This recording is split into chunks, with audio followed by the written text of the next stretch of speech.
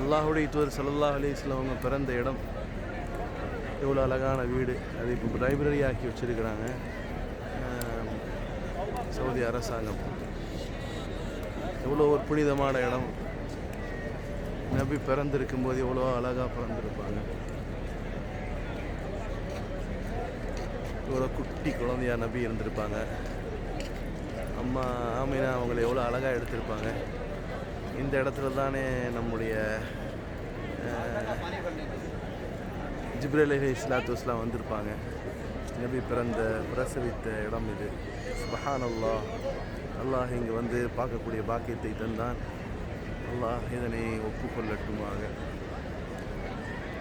நம்முடைய ஹாஜிமார்கள் வந்து பார்த்தாங்க, இது லைப்ரரியாக இருக்குது, உள்ளே போகிறதுக்கு அனுமதி கிடையாது.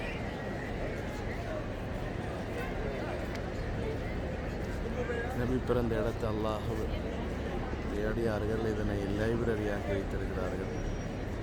மாஷா அல்லாஹ்.